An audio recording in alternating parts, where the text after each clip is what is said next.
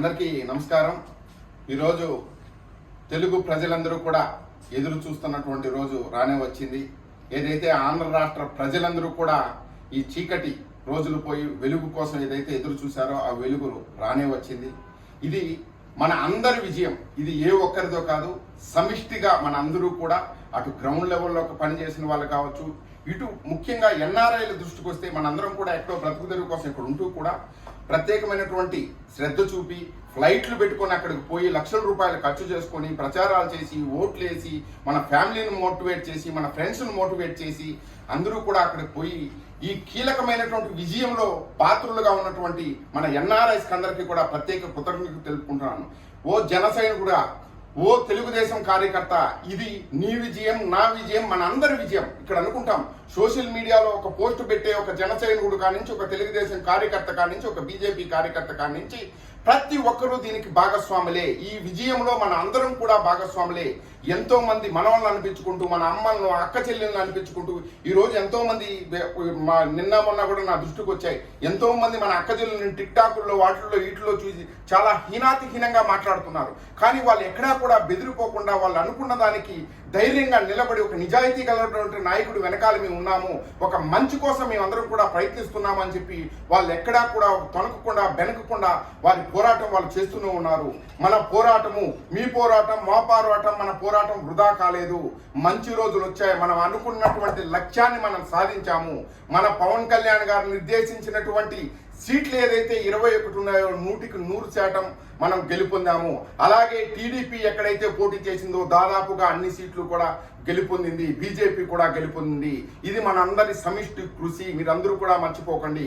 అలాగే మరొక్కసారి మీ అందరికీ కూడా చెప్తున్నాను, పవన్ కళ్యాణ్ గారు ఈరోజు మాట్లాడుతూ ఆ రోజు 2 సీట్లు నేను ఓడిపోయినప్పుడు నేను దిగులు పడి కుంగిపోలేదు, ఈరోజు ఈ విజయం వచ్చినందుకు నేను పొంగిపోలేదు, నాలో మరింత బాధ్యత పెరిగింది, నాకు భయం వేస్తుంది. ఇంత బాధ్యత 5 కోట్ల మంది ప్రజలు మా పైన ఇంత బాధ్యత పెట్టారే, ఈ బాధ్యతను నేను సక్రమంగా నిర్వహించాలి. ఈ ఆంధ్ర రాష్ట్ర ప్రజలకు నేను ఏదైతే చెప్పానో అవన్నీ కూడా చేసి చూపించాలనే భయం నాలో ఉంది అని చెప్తున్నాడు. అది నిజాయితీలో ఉన్నటువంటి భయం, నిజాయితీ కొన్ని మారిపోయారు ఆయన.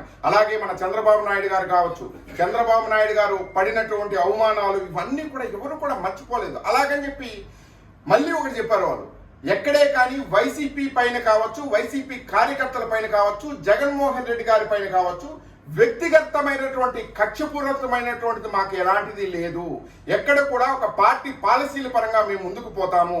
మా పోరాటం ప్రజా సమస్యల పైన, రాష్ట్ర బాగోగుల పైన ఉంటుంది. అలాగే ప్రతి ఒక్కరికి కూడా సస్యశ్యామలైనటువంటి ప్రభుత్వాన్ని అందించే వరకు మా వంతు మేము కృషి చేస్తామన్నారు. కాబట్టి మన అందరం కూడా ఇప్పుడు ఊహించుకోవాల్సింది, మనం ఇప్పుడు గెలుపొందాం, ఓకే గెలిచిపోయాం, కానీ ఇప్పుడు మనం తీసుకోవాల్సింది ప్రతీకారము, వ్యతిరేకమైనటువంటి పోస్టులు పెట్టుకొని రెచ్చగొట్టే ధోరణిలో మనం పోవటం కాదు.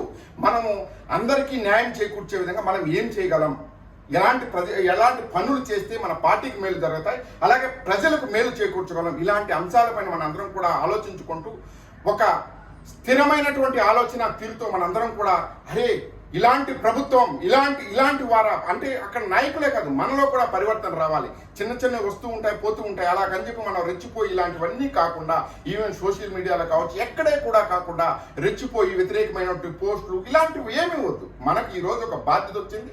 ఆ బాధ్యతాయుతంగా మనం ఎలా నడుచుకోవాలి, మన బాధ్యతల్ని ఎలా నిర్వర్తించాలనే వాటిపైన మన అందరం కూడా దృష్టి పెట్టాలని చెప్పి మరొకసారి మీ అందరికీ తెలియజేసుకుంటూ, ఇది నీది నాది మనందరి సమిష్టి కృషే. ప్రత్యేకంగా ఎన్ఆర్ఐస్ గా ఉన్నటువంటి గల్ఫ్ దేశాల్లో ఉన్నటువంటి ప్రతి ఒక్కరికి కూడా శిరస్సు వంచి పాదాభివందనం చేస్తున్నాం. ఎందుకంటే ఇక్కడి నుంచి మీరు పోయి అక్కడ ఓట్లు వేయటము, ఇక్కడి నుంచి మీరు పార్టీ ఫండ్ ఇవ్వటం కావచ్చు, ఇలా అనేక రూపాలలో పార్టీ అంటూ అటు తెలుగుదేశం కావచ్చు, బీజేపీ కావచ్చు, జనసేన కావచ్చు, మీరందరూ పడినటువంటి శ్రమ ఎక్కడా కూడా వృధా పోలేదు. మనం గెలిచాము. ఇక బాధ్యతాయుతంగా మనం ప్రవర్తిద్దాం. Thank you very much.